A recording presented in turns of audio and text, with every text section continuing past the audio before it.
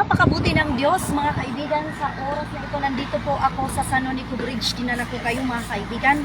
At ito ang gamit ko cellphone kasi high-tech na ngayon. Yung Bible nasa cellphone na. Uploaded na Bible. Downloaded pala na Bible sa cellphone. Purihin ang ating Diyos. Napakabuti ng Diyos, mga kaibigan. Ulitin ko, sa araw na ito, kumusta po kayong lahat? Ngayon, mga kaibigan, ating pag-aaralan ang salita ng Diyos. Bakit nga ba tayo naglilingkod sa ating Panginoong Hesukristo? Bakit nga ba tayo nagpapakahirap sa paglilingkod sa ating Diyos? Ano ang ating dakilang pag-asa? Ngayon, pag-aaralan natin ang tungkol sa rapture. Pagkatapos ng rapture, saan mapupunta ang mga Kristiyano? Mga kaibigan, at kung ang mga Kristiyano ay may kalalagyan sa langit kasama ang ating Diyos, ano kaya ang mangyayari sa mga hindi mananampalataya, sa mga hindi tumatalima sa salita ng Diyos? Ating pag-aaralan ang 7 years Great Tribulation. Ngayon, atin munang pag-aaral ang tungkol sa rapture. Purihin ang ating Diyos. Kailan magaganap ang rapture? Kaugnay ng tribulation. Purihin ang ating Diyos. Ang isaktong panahon ng rapture, kaugnay ng tribulation, ay sa pinaka-controversial na issue ng mga iglesia ngayon.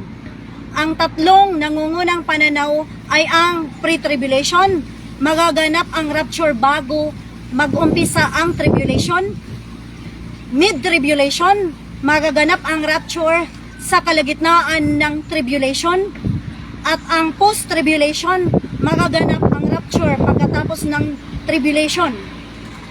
Purihin ang ating Diyos. Yun ang ang pang-apat na pananaw, ang mas kilala sa tawag na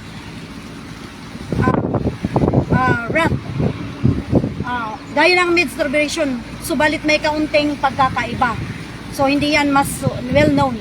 Ang pangunahing talata sa Biblia na tumatalakay sa rapture ay ang 1 Thessalonians chapter 4 verse 13 to 18. Sinasabi dito na lahat ng mga nabubuhay na mananampalataya at mga mananampalataya na namatay ay sasalubungin ang Panginoong Hesus sa impapawid at makakasama siya magpakailanman. Purihin ang Diyos. Ang rapture ay ang pagkuha o pagdagit ng Diyos sa kanyang mga anak mula sa mundo. Sinasabi rin ni Pablo sa talata chapter 5 verse 9 ng aklat ng Roma. Tinawag tayo ng Diyos upang hindi parusahan, kundi upang iligtas sa pamamagitan ng ating Panginoong Hesukristo. Ang aklat ng pahayag o Revelation naglalahad kung paano ibubuhos ng Diyos ang kanyang puot sa mundo sa panahon ng tribulation. Purihin ang ating Diyos. Hallelujah. Yun, mga kaibigan.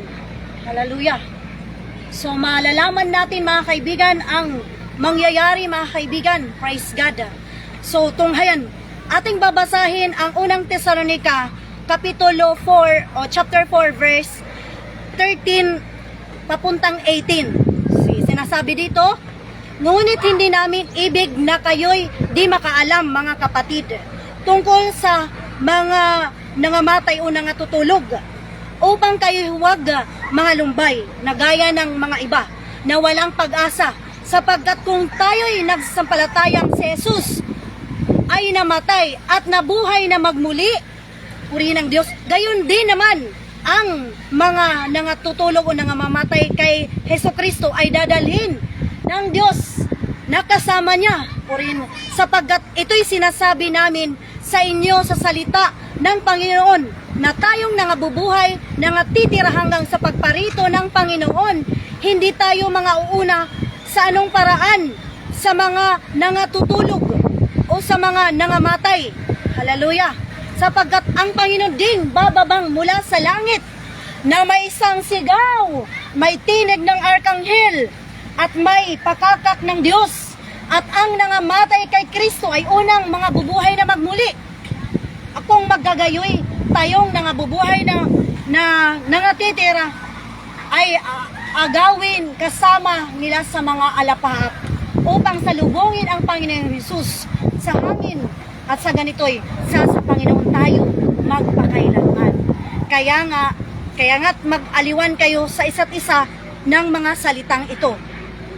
Purihin ang ating Diyos. Amen.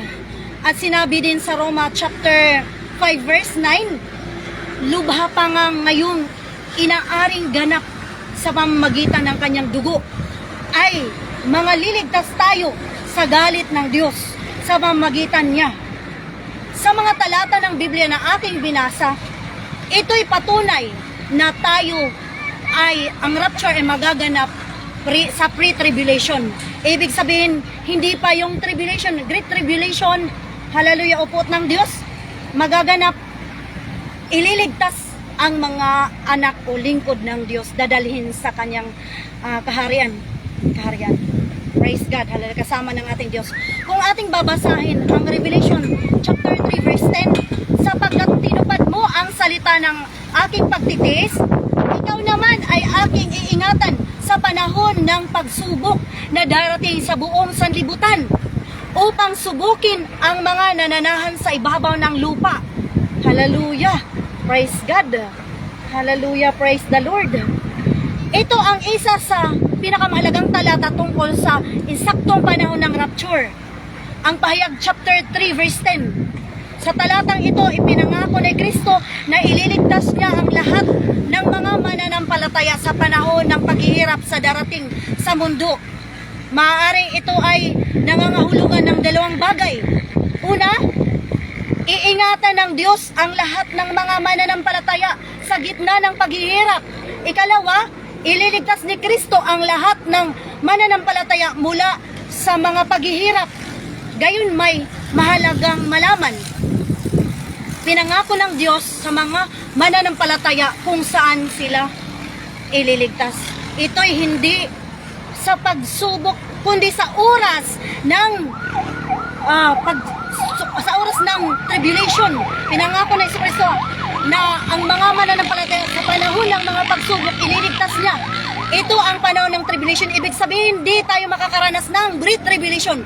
Ang layunin ng tribulation at ng rapture, kung magbabatayan sa 1 Thessalonians chapter 5 verse 9 at ang mga interpretasyon ng Pahayag chapter 3 verse 10 ay matibay na sumusuporta ng pre-tribulation. Hallelujah!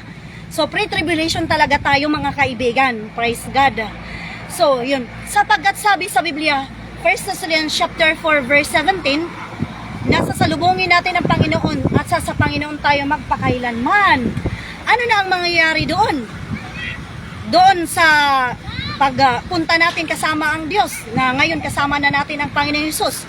Yun ang tinatawag ngayon, ang pag-aaralan natin ngayon tungkol sa Bema Judgment or the Bema Seat of Christ is also known as the Judgment Seat of Christ.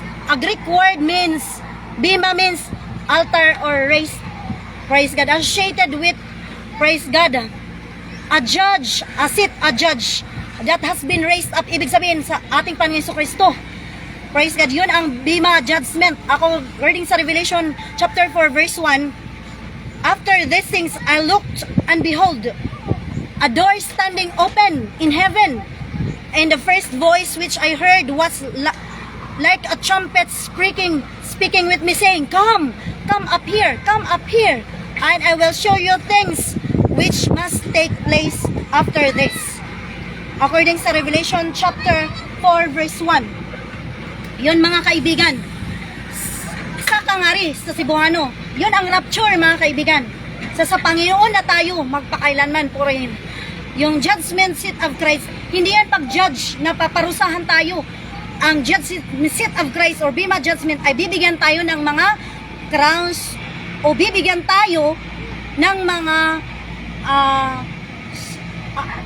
according sa ating mga nagawa, bibigyan tayo ng reward according sa ating mga nagawa. Praise God, hallelujah. The word Bema had a strong cultural implication. Paul used it in his writing to the church in Corinth. According Bema, judgment seat of Christ, According sa Bible, mga kaibigan, 2 Corinthians chapter 5 verse 9 to 11. Praise God. 2 Corinthians 5, 9 to 11. Kaya't amin namang pinagsisikapan, maging sa tahanan man o di man, maging kalugod-lugod kami sa Kanya, sapagkat tayong lahat ay kinakailangang mahayag sa harapan ng hukuman ni Kristo upang tumanggap ang bawat isa ng mga bagay na ginawa sa mamamagitan ng katawan ayon sa ginawa niya, maging mabuti o maging masama. Yamang nga ang pagkatakot sa Panginoon ay amin hinikayat ang mga tao, ngunit kami ay nangahayag sa Diyos at inaasahan kami ay nangahayag din naman sa iyong mga budhi. Praise God, hallelujah. Ibig sabihin mga kaibigan, kung ano ating nagawa. In English, for we must all appear before the judgment seat of Christ. Bema seat of Christ, the Bible is clear that we will give an account of all we have done. Kung anong ginawa natin, mga kaibigan, tayo ay bibigyan ng gantimpala. According sa Roma chapter 14, verse 10 to 12. Hallelujah. By the way do you judge your brother? Or why do you show contempt for your brother? For we shall all stand before the judgment seat of Christ. Hallelujah. It is written, as I live, say the Lord, every knee shall bow. Hallelujah. To me, and every tongue shall confess to God. So then, each of us shall give account of himself to God. Hallelujah. Amen. What are three things that we need to know? Tatlong bagay na dapat nating malaman tungkol sa Bema Judgment. Ang tatlong bagay na dapat nating malaman ay una, ang Bema Judgment, mga kaibigan, ay it is not for salvation. Ibig sabihin, according sa 1 John 2 verse 28 says, "In our little children, abide in Him, that when He appears, we may have confidence and not be ashamed before Him." At He is coming. Ibig sabihin, yung Bema Judgment, mga kaibigan, ay sa mga mananampalataya o ligtas na tumanggap kay Heso Kristo. Ang Bema Judgment, mga kaibigan, amen, is for believers, para sa mga ligtas, mananampalataya kay Kristo. Roma chapter 14 verse 10 says, "But why do you judge your brother?" Ibig sabihin, brother, believers, why do you show contempt for your brother? For we shall all stand before judgment seat of Christ. Amen. Hallelujah. Ang ikatlo po, mga kaibigan, ay ang Bema Judgment is, dapat nating malaman, it is for reward. Pagbibigay po ng gantimpala. According sa 2 Corinthians 5 verse 10 says, "For we must all appear before the judgment seat of Christ, that each one may receive the things done in the body according to what he has done, whether good or bad." Ibig sabihin, mga kaibigan, bibigyan tayo ng gantimpala ng ating Panginoong Diyos sa lahat ng ating mga nagawa. Revelation 22 verse 12 says, "And behold, I am coming quickly, and my reward is with me, to give to everyone according to his work." Amen. So yun, mga kaibigan, kung ano ang ginawa natin, ang ating Panginoong Diyos ang magbibigay ng gantimpala. Purihin ang ating Diyos according to ating ginawa dito samantalang tayo buhay pa. Purihin ang ating Panginoon Diyos. Malinaw na sinasabi na may gantimpala ang ating Panginoong Diyos. Mayroong tinatawag na 5 crowns during the Bema Judgment. The 5 crowns, ano ang mga ito?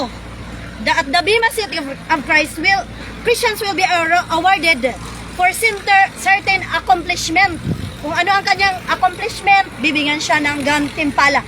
Why the privilege? Amen. Praise God. Hallelujah. Purihin ang atong Diyos.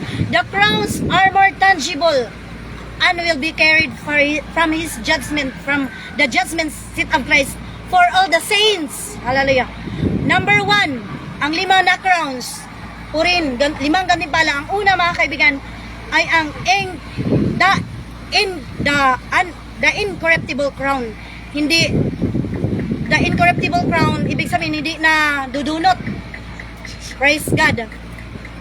Hallelujah. Yun. 1 Corinthians chapter 9 verse 25 to 27. At ang bawat tao na nagsipaglaban sa mga palaruan ay mapagpigil sa lahat ng mga bagay. Ginagawa nga nila ito upang magsipagtamo ng isang putong na may pagkasira. Ngunit tayo'y niyaong walang pagkasira. Ako nga'y tumatahan, sabi ni Apostol Pablo, sa ganitong paraan na hindi gaya ng nagsisapalaran. Sa ganito rin, ako'y sumusuntok na hindi gaya ng sumusuntok sa hangin. Ngunit, hinampas ko ang aking katawan at aking sinusupil ang aking katawan. Baka sakaling sa anumang paraan, pagkapangaral ko sa iba, ay ako rin ang itatakwil. Ibig sabihin mga kaibigan, kailangan po talaga na mayroon tayong tinatawag na disiplina sa ating mga sarili. Pagpipigil sa ating mga sarili. Yung mga tao na walang pagpipigil sa sarili, mga kaibigan, posible po mga kaibigan na hindi makakaroon ng gantimpala na mula sa ating Diyos. Hindi pinipigilan ng sarili. Praise God. Dapat pigilan ang sarili na hindi magkasalo. Purihin ang ating Panginoong Diyos. Dapat mayroong pagpipigil sa sarili.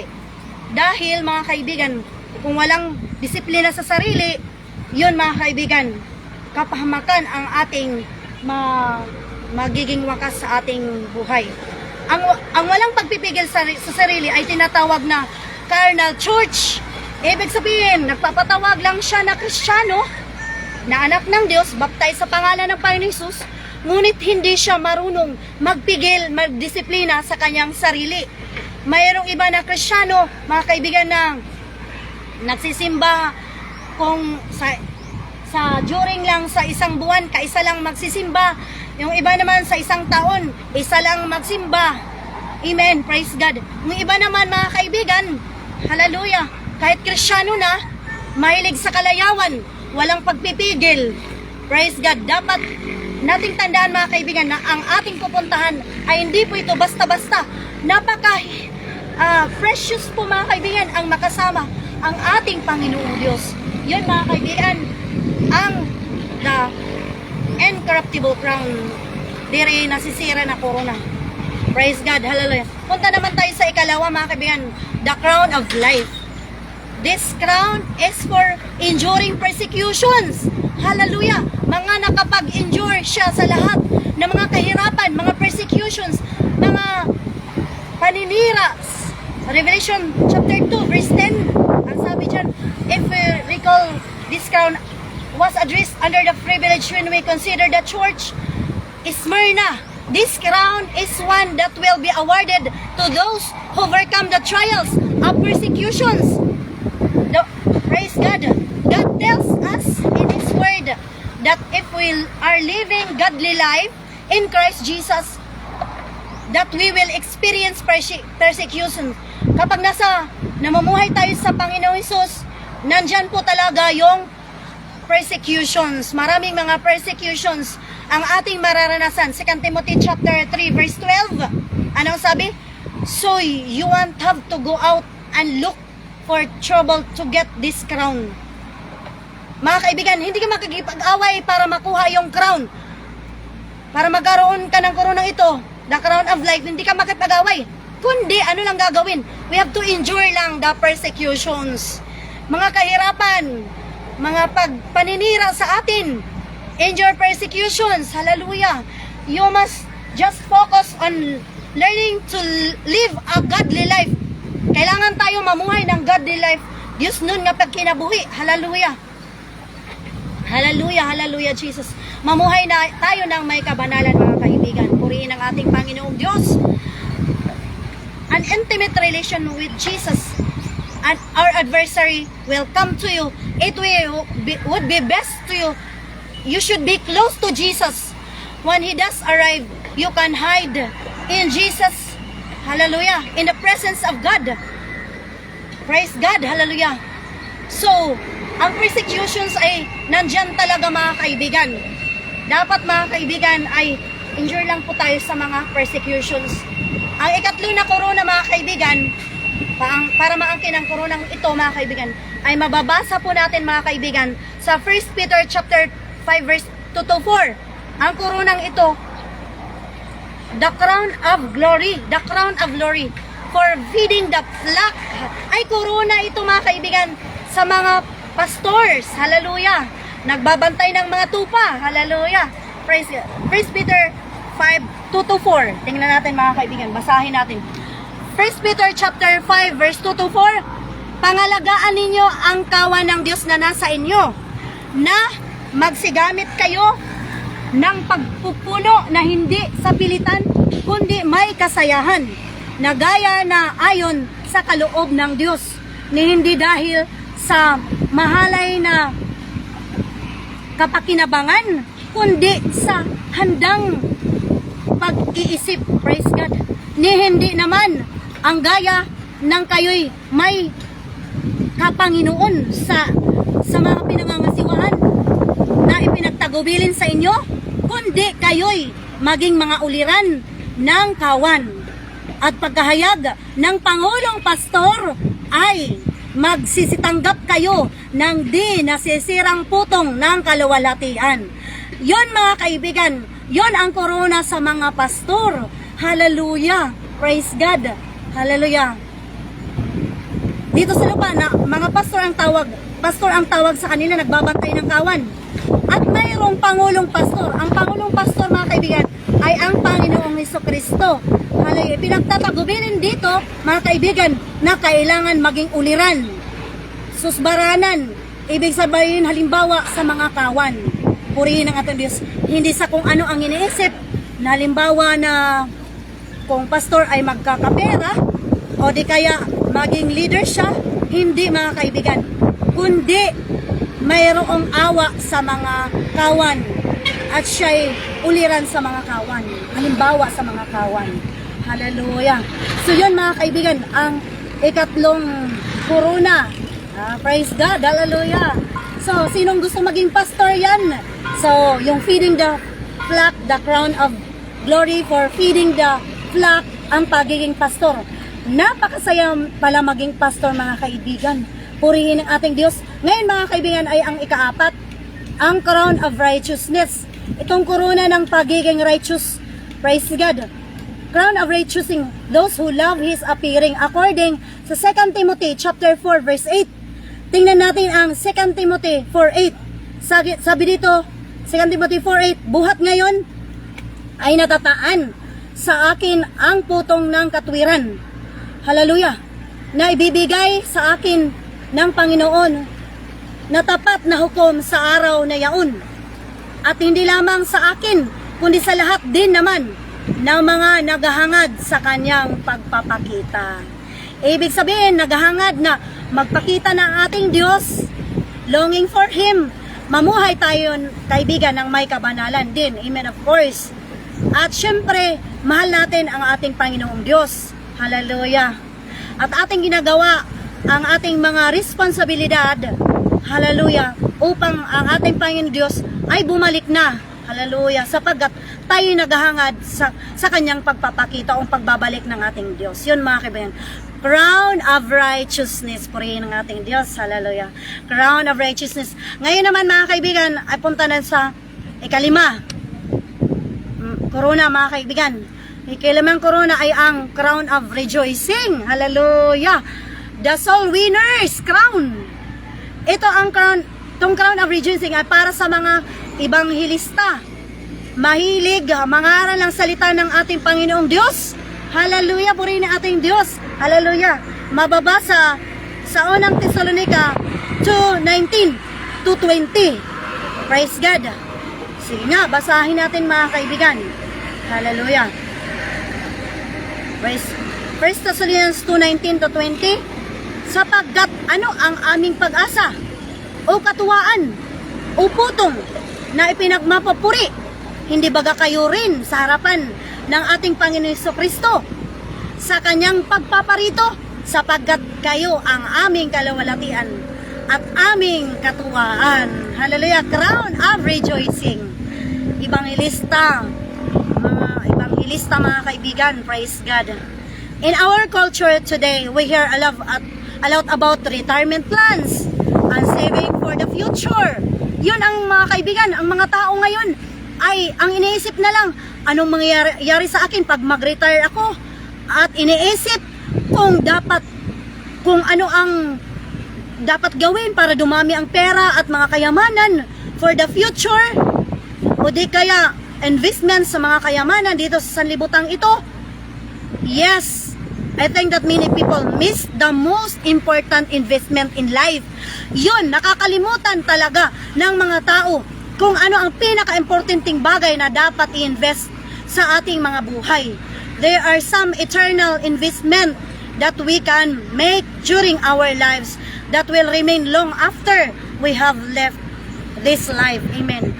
When you step into eternity and stand before the Bema judgment seat of Christ, will you hear Him saying, "Well done, my good and faithful servant." Hallelujah. As He awarding you the crowns and privilege. Hallelujah. Praise God. Dapat mga kaibigan ay mag-invest tayo para sa ating Panginoong Diyos. Alam na natin yung 5 korona. So, ano ang dapat nating paglaanan doon? Praise God. Ano ang dapat? Hallelujah. So, ikaw dapat ay mayroon ka ng pag-iisip kung ano ang gusto mong korona. Makapiling mo na ang ating Panginoong Diyos. Anong korona ang gusto mo, mga kaibigan? That is investment, mga kaibigan. So, yon mga kaibigan, napakaganda, mga kaibigan, sa panahon ng Bema Judgment, nakasama ang ating Diyos sa pagbibigay ng gantimpala sa atin, sa bawat isa sa atin, according sa ating mga nagawa. Hallelujah, yun mga kaibigan.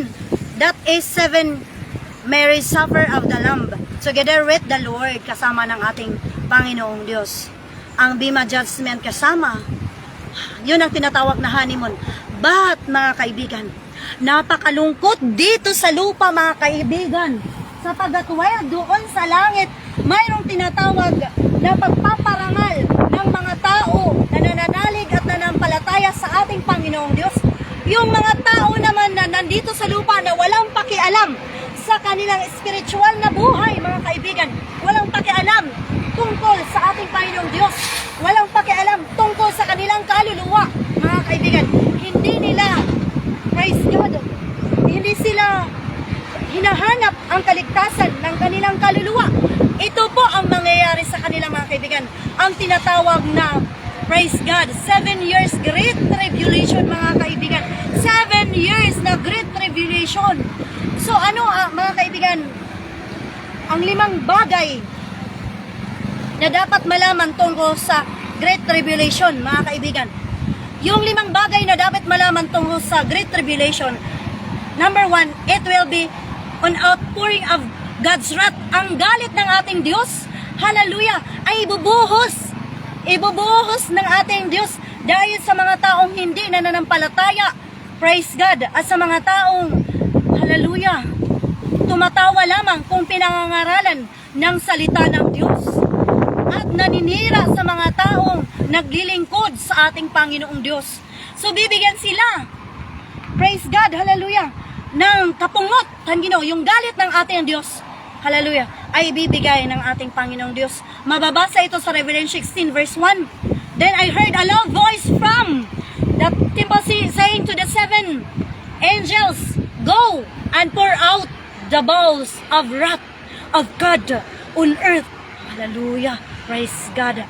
Babasahin ko po ang wrath, galit ng Diyos, ibubuhos sa kanyang mga taong hindi nanampalataya. Revelation 16 verse 1. At narinig ko ang isang malakas na tinig na mula sa sanktuaryo na nagsasabi sa 7 anghel, "Humayo kayo at ibuhos ninyo ang 7 mangkok ng kagalitan ng Diyos sa lupa." At humayo, Revelation 16 verse 2, at humayo ang una at ibinuhos ang kanyang mangkok sa lupa at naging sugat na masama at mabigat sa mga taong may tanda ng hayop na yaon at nagsisamba sa kanyang larawan. 3. At binuhos ng ikalawa ang kanyang mangkok sa dagat at naging dugo na gaya ng isang patay, at bawat kaluluwang may buhay sa makatuwid ay ang nangasa dagat ay nangamatay. Hallelujah. 4, ikabuhat ng ikatlo ang kanyang mangkok sa mga ilog. Hallelujah. At sa mga bukal na tubig at nangiging dugo.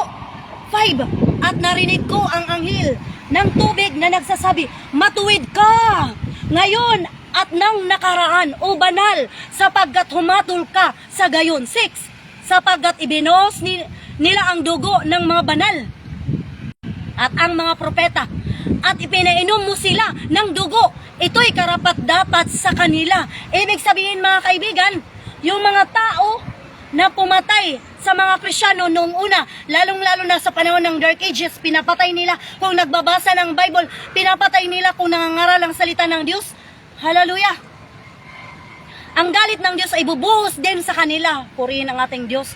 7, at narinig ko ang dambana na nagsasabi, oo, oo Panginoon, Diyos na makapangyarihan sa lahat.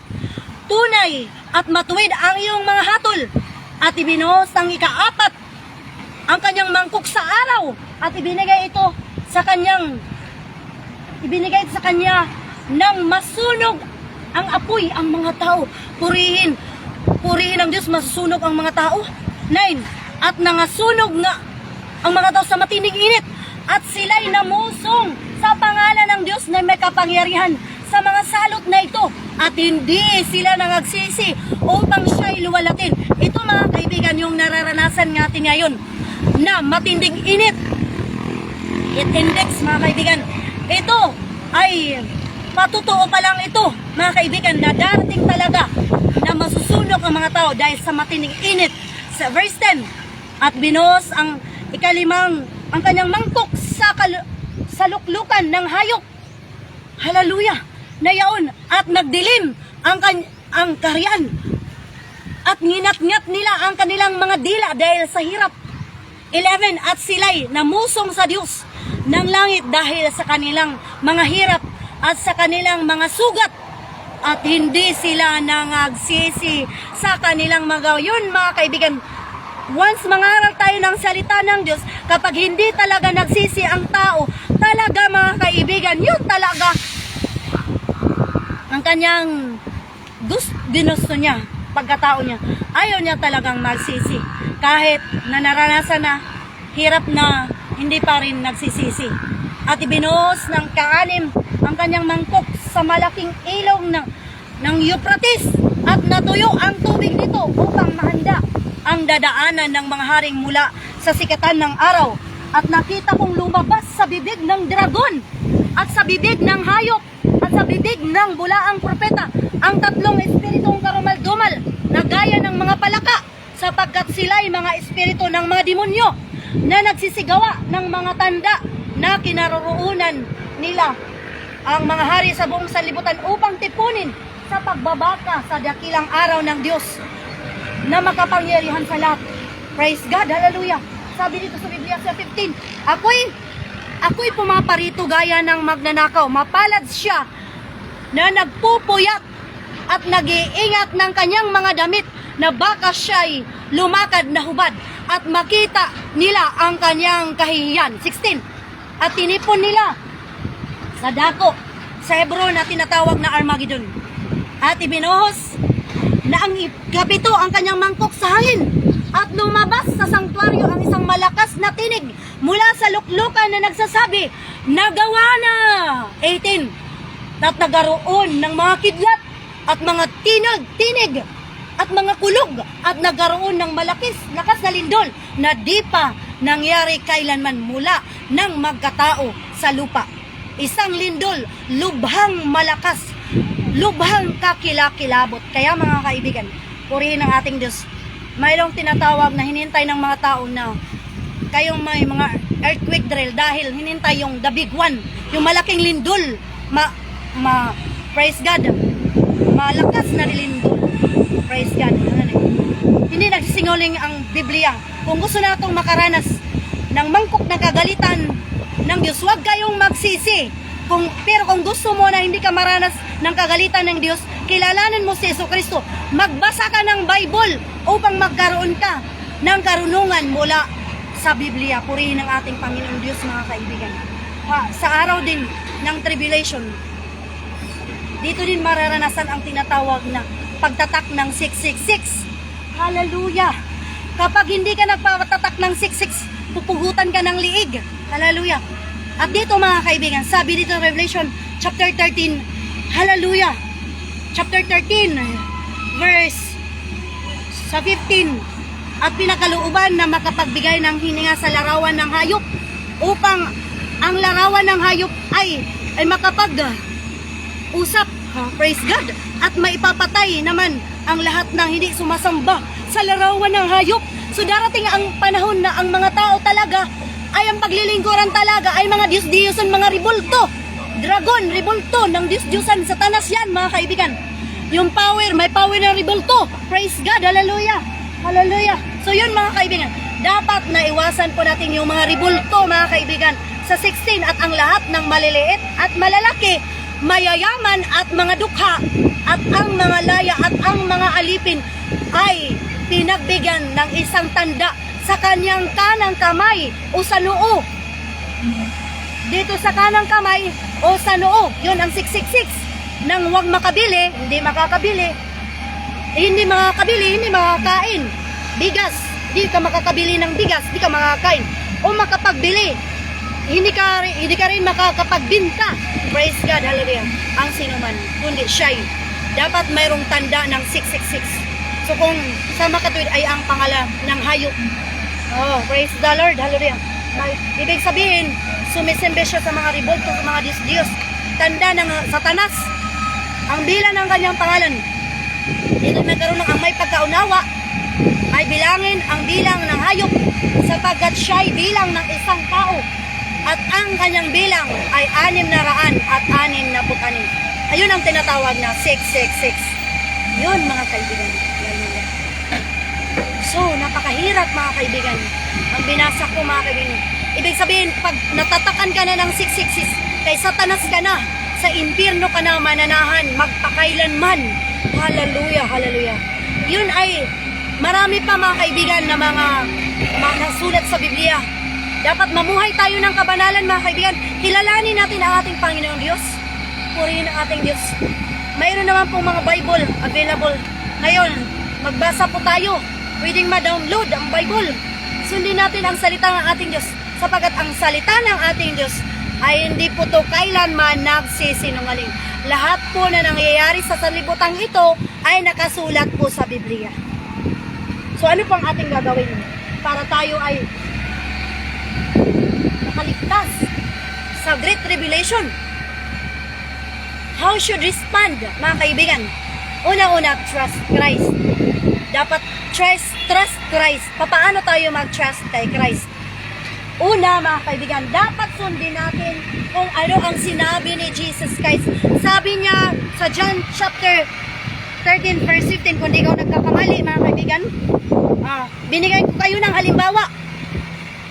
Praise God, hallelujah. Binigyan ko kayo ng halimbawa upang gawin naman ninyo ang nararapat. Hallelujah. Si Jesus Christ, mga kaibigan, kung tayo ay nananalig, nagtatrust sa ating Panginoon, susundin natin kung ano ang kanyang ginawa. Number 1 ang kanyang ginawa, mga kaibigan, namuhay siya ng mayroong kabanalan. Mula sa kanyang pagkabata, hallelujah, hanggang sa siya ay naging 30 years old na, namuhay siya ng may kabanalan. Tumutulong sa mga tao. Yun ang gusto ng ating Panginoong Diyos. Hallelujah. That shows you trust God through sa pagsunod, sa pagpapakabanal, mga kaibigan. Kung ano ang kanyang yapak, kung kanyang ginagawa, mga kaibigan, susundin natin ang pagiging banal, mga kaibigan. Ikalawa, mga kaibigan, kung nagtatrust ka kay Jesus Christ, susundin mo ang kanyang halimbawa na si Jesus Christ, ang edad na yan, 30 years old, mga kaibigan, from Galilee to Ilog Jordan, na nandoon si Juan Bautista at nagpabautis na siya kay Juan Bautista. Sapagat ang Biblia nagsabi sa Mark chapter, praise God, 16 verse 15 to 16, na pangaral ang salita ng Diyos. Praise God, pangaral ang salita ng Diyos sa buong sanlibutan. Praise God, hallelujah. Siyang mayroong pananampalataya, ang nananampalataya, mga kaibigan, at mabautismohan ay, praise God, maliligtas, ngunit ang hindi mananampalataya ay parurusahan. Ang pagpapabautismo, mga kaibigan, dapat mayroon ng pananampalataya. Ang pagpapabautismo ay mayroon ng isip, ang isip ay malaki na, mayroon ng hindi baby ka pa. At ang bautismo ay gaya nito, maraming tubig, mga kaibigan. Sapagkat ang mga apostoles ay sumunod sa yapak ni Panginoon Jesucristo. Praise God. Kaya sila ay nagpabautismo sa pangalan ni Jesucristo. Yung ko, according sa Gawa chapter 8 verse 35 to 36, nagpabautismo sa pangalan ng Panginoon Jesucristo. Yung nangara si Filipe ng salita ng Diyos, according sa Gawa chapter 8 verse 12, ang mga lalaki, binatasman niya ang mga lalaki at mga babae dahil nanampalataya sila. Si Cornelio din, mga kaibigan, bagamat masipag siya sa kabanalan, ang kulang sa kanya ay ang bautismo sa pangalan ng ating Panginoon Jesucristo. Siya ay sundalo. Ibig sabihin yung pagbabautismo, hindi baby. Yun ang dapat nararapat, mga kaibigan, ang bautismo. Kailangan, mga kaibigan, magpabautismo. Praise God. Na nagpapatunay na hindi tayo maliligtas sa pamamagitan ng mabubuting gawa, ngunit maliligtas na tayo sa pamamagitan ni Jesucristo. Pagtanggap kay Jesucristo sa pamamagitan ng pagpabautismo kay Jesucristo. Ang pagpabautismo ay pagtanggap kay Jesucristo. Mababasa sa Gawa chapter 10 verse 47 to 48. Yun, mga kaibigan. Yung mga tao din, mga kaibigan, ng mga disipulo, nalalaman nila, marunong sila magbasa ng Bible, nangaral sila ng salita ng Diyos. Sa pagtak ni Pablo, praise God, sila ay nagkita, mga kaibigan, ng mga nakausap niya po yung mga disipulo, at sila ay muling binautismuhan sa pangalan ng Panginoong Jesucristo. Mababasa sa Gawa chapter 19 verse 5. Purihin ang ating Diyos, mga kaibigan. Yun, trust Christ. Yun ang ibig sabihin ng trust Christ. Understand the word of God. Amen. Read yourself. Read yourself. Make yourself ready sa pagbabalik ng ating Panginoon Diyos. Sabi sa Biblia, Matthew 24 verse, praise God, Matthew 24, praise God, sa Matthew 24 verse, hallelujah, 12, kung di ako nakamali, or 13, ang magpatuloy hanggang wakas. 13, ang magpatuloy hanggang wakas ay siyang maliligtas. Ibig sabihin, endurance, kahit anong mga pagsubak na dumarating sa ating buhay, ready tayo sa ating sarili, purihin ang ating Diyos. Find your one. Ibig sabihin, mangaral tayo sa salita ng Diyos. Praise God. Mangaral tayo, mahamanap tayo ng mga tao na praise God, pangaralan. And also pray to the Lord kung sino ang nararapat pangaralan. Praise God, ng salita ng Diyos. Purihin ang ating Diyos, sapagkat ang ating Diyos ay maawain. Praise God. Dapat din tayo ay maawain. Ngayon, magpili ka na. Ano ang gusto mo? Bema judgment ka ba? Or sa 7 years great tribulation? Ang Bema judgment ay 7 years, mga kaibigan, na kasama ang ating Diyos honeymoon, kasama ang ating Diyos pagbibigay ng corona. Or sa 7 years great tribulation dito sa lupa na napaka-tinding galit ng ating Panginoon. Maraming salamat po, mga kaibigan. God bless po sa ating lahat. Naway may nalaman po na tayo sa araling ito. Maraming salamat po. Please share, mga kaibigan, to your friends upang maligtas din sila. Maraming salamat. God bless, mga kaibigan.